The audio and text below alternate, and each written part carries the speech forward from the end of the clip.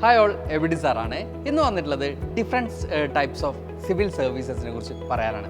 നമുക്കറിയാൻ പറ്റും, സിവിൽ സർവീസിനെ നമ്മൾ മൂന്നായിട്ടാണ് കാറ്റഗറൈസ് ചെയ്തിട്ടുള്ളത്. ഓൾ ഇന്ത്യ സർവീസ്, അതുപോലെ തന്നെ സെൻട്രൽ സർവീസ്, അതുപോലെ തന്നെ സ്റ്റേറ്റ് സർവീസ്. ഇങ്ങനെ 3 ഭാഗങ്ങളായിട്ടാണ് നമ്മൾ എന്ത് ചെയ്തിട്ടുള്ളത്, തരംതിരിച്ചിട്ടുള്ളത്. അപ്പോൾ ഇതിൽ ഓരോ സർവീസും അതുമായിട്ട് ബന്ധപ്പെട്ട റെസ്പോൺസിബിലിറ്റീസും അവരുടെ ഡ്യൂട്ടീസുമാണ് നമ്മളിന്ന് ചെക്ക് ചെയ്യാൻ പോകുന്നത്. അപ്പോൾ നമുക്കറിയാൻ പറ്റും, ഓൾ ഇന്ത്യ സർവീസ് മക്കൾക്ക് ഇത് കേൾക്കുമ്പോൾ തന്നെ ആദ്യം ഓർമ്മ വരുന്നത് IAS, IPS പോലുള്ള കാര്യങ്ങളാണ്. അപ്പോൾ ഇതിൽ നമുക്ക് കാണാൻ പറ്റുന്നത് സെൻട്രൽ ലെവലാണ് എക്സാമിനേഷൻസ് കണ്ടക്ട് ചെയ്യപ്പെടുന്നത് നമുക്ക് കാണാൻ സാധിക്കും. ദെൻ സെൻട്രൽ ഗവൺമെൻറ്, സ്റ്റേറ്റ് ഗവൺമെൻറ്റിലായിരിക്കും അവർ ഈ പറഞ്ഞ ഓഫീസേഴ്സായിട്ട് എന്ത് ചെയ്യുക, വർക്ക് ചെയ്യുക. ഏറ്റവും ഹയർ ലെവൽ എന്താ പറയുക, സിവിൽ സർവീസാണ് നമ്മൾ ഈ പറയുന്ന ഓൾ ഇന്ത്യ സിവിൽ സർവീസ് നമുക്ക് കാണാൻ സാധിക്കും. നെക്സ്റ്റ് വരുന്നതാണ് സെൻട്രൽ സർവീസ് എന്ന് പറയുന്നത്.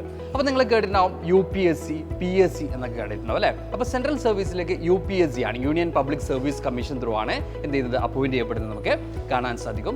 ഇതിൽ തന്നെ നമ്മൾ പറയുന്നുണ്ട്, സെൻട്രൽ ഗവൺമെൻറ് ആയിട്ട് ബന്ധപ്പെട്ട ജോലികളാണ് ഈ പറയുന്ന UPSC ത്രൂ എക്സാം എഴുതിയിട്ടുള്ള കാൻഡിഡേറ്റ്സ് എന്ത് ചെയ്യുക, വർക്ക് ചെയ്യേണ്ടതായിട്ട് വരാം. നമ്മൾ പറയുന്നത് കേട്ടിട്ടുണ്ടാവും, നമ്മുടെ സറൗണ്ടിങ്സിലേക്കുള്ള ആളുകൾക്ക് കേന്ദ്ര ഗവൺമെൻറ്റിലാണ് ജോലി എന്നൊക്കെ ആളുകൾ പറയുമ്പോൾ കുറച്ചും കൂടി എന്താണ്, കുറച്ചും കൂടി ഒരു ഭയങ്കര സംഭവമാണ് എന്നൊക്കെ പറയുന്നത് കേട്ടിട്ടുണ്ടാവില്ല. അപ്പോൾ ഇവിടെ നമുക്ക് കാണാൻ പറ്റുന്നത് യൂണിയൻ ലിസ്റ്റിൽ വരുന്ന കാര്യങ്ങളാണ് ഈ പറയുന്ന UPSC ത്രൂ എക്സാം കഴിയുന്ന സെൻട്രൽ സർവീസ് ഉദ്യോഗസ്ഥർ ചെയ്യേണ്ടത്.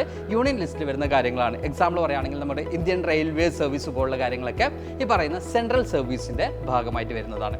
ദെൻ നമ്മൾ എല്ലാവരും നമുക്ക് ഫെമിലിയർ ആയിട്ടുള്ളതാണ് PSC അല്ലേ. നമ്മുടെ ഇപ്പോൾ കേരളത്തിൻ്റെ ആണെങ്കിൽ KPSC എന്നാണ് നമ്മൾ പറയുക. എന്താണ്, കേരള പബ്ലിക് സർവീസ് കമ്മീഷൻ എന്നാണ് നമ്മൾ പറയാം. ഓക്കെ, അപ്പോൾ നമ്മുടെ ഈ പറയുന്ന എല്ലാ ആളുകളും ഇപ്പോൾ +2 കഴിഞ്ഞ് അല്ലെങ്കിൽ SLC കഴിഞ്ഞു നിങ്ങൾ എന്ത് ചെയ്തു, PSC രജിസ്റ്റർ ചെയ്യുന്നതൊക്കെ നമ്മൾ എല്ലാ ആളുകളും പറയും. നിങ്ങളുടെ സ്കൂളിലൊക്കെ എസ്പെഷ്യലി നമ്മുടെ സോഷ്യൽ എടുക്കുന്ന ടീച്ചേഴ്സൊക്കെ മക്കളോട് പറയും, പെട്ടെന്ന് തന്നെ നിങ്ങൾ എന്ത് ചെയ്യണം, എക്സാം കഴിഞ്ഞ ഉടനെ തന്നെ PSC രജിസ്റ്റർ ചെയ്യണം എന്നൊക്കെ പറയും. അപ്പോൾ ഇവിടെ നമ്മൾ സ്റ്റേറ്റ് സർവീസിലേക്കാണ് എന്ത് ചെയ്യുക, നമ്മൾ ഈ പറയുന്ന സ്റ്റേറ്റ് PSCയിലൂടെ രജിസ്റ്റർ ചെയ്യുന്ന ആളുകൾക്ക് എക്സാം എഴുതുന്ന ആളുകൾക്ക് ജോയിൻ ചെയ്യാൻ പറ്റുന്നത്. ഇപ്പോൾ എഡ്യൂക്കേഷൻ അല്ലെങ്കിൽ അഗ്രികൾച്ചർ പോലുള്ള ഡിപ്പാർട്ട്മെൻറ്റുകളൊക്കെ അതിന് എക്സാമ്പിളായിട്ട് നമുക്ക് കാണാൻ സാധിക്കും. അപ്പോൾ നമ്മുടെ സിവിൽ സർവീസിന് നമ്മൾ 3ആയിട്ടാണ് കാറ്റഗറൈസ് ചെയ്തിട്ടുള്ളത്.